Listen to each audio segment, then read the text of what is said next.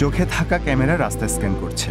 AI প্রযুক্তি ঠিক করছে গাড়ি চালাতে কী পদক্ষেপ দরকার এবং ট্রাফিক লাইটের পরিবর্তন হলে বা কোনো মানুষ রাস্তায় নামলে কি করতে হবে।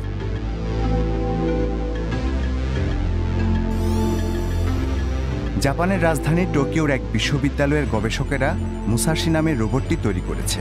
এটি মানুষের মতো দেখতে অস্থি, পেশি এবং হাত পায়ে ফোর্স সেন্সর রয়েছে।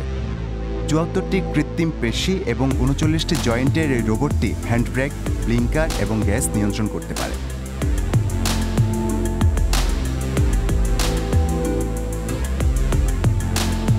মানুষের বিকল্প হতে মুসাশিকে এখনও অনেক পথ পাড়ি দিতে হবে। বর্তমানে রোবটটি একটি পরীক্ষা কেন্দ্রে ঘন্টায় ৫ কিলোমিটার বেগে গাড়ি চালাতে পারে, কিন্তু ভবিষ্যতে এটি যে কোনো গাড়ি চালাতে সক্ষম হতে পারে।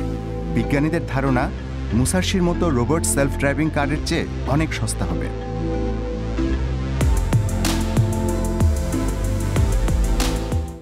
দক্ষিণ কোরিয়ার সোলের মানুষ যদিও চালকবিহীন গাড়ি দেখে আর বিস্মিত হন না, এই বাসগুলো প্রথমবারের মতো গণপরিবহন হিসেবে শুধু রাতের বেলা চলছে। আমি বাসের সামনে একটি সাইনবোর্ড দেখেছি যেখানে লেখা আছে এটি স্বচালিত গাড়ি। শুরুতে আমি ঘাবড়ে গিয়েছিলাম, পরে দেখলাম যতটা ভেবেছি তত খারাপ না। স্বচালিত গাড়িটি ২০২৩ সালের ডিসেম্বরে সোলের ব্যস্ত শহরতলি হংডে এবং ডংডেমুনের মধ্যে চলছে। এক্ষেত্রে নিরাপত্তা সবচেয়ে বেশি গুরুত্ব পাচ্ছে। যাত্রীরা দাঁড়িয়ে যেতে পারবেন না, অবশ্যই সিট বেল্ট পরতে হবে। ৬ বছরের কম শিশুরা এই গাড়িতে চড়তে পারে না, এমনকি সঙ্গে অভিভাবক। তবে স্বচালিত গাড়িটি এখনও বোধহয় পুরোপুরি স্বাধীন নয়। গাড়িতে একজন রিসার্চ ইঞ্জিনিয়ার থাকেন যিনি বিভিন্ন কর্মকাণ্ড পর্যবেক্ষণ করেন এবং একজন সেফটি ড্রাইভার চালকের আসনে বসে থাকেন জরুরি পরিস্থিতি মোকাবিলায়। হুইল নিজে ঘুরতে শুরু করার পরও আমি সবকিছু আমার কাছে নতুন ছিল। আমি এখন বুঝতে পারছি যে বাসটি নিজে নিজেই ভালো চলছে এবং আমি এমন বাসে অভ্যস্ত হয়ে উঠেছি।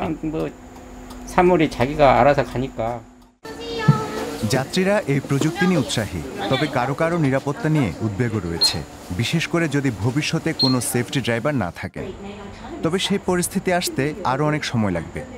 দক্ষিণ কোরিয়ায় পুরোপুরি স্বাধীন চালকবিহীন গাড়ি এখনও বৈধ নয়।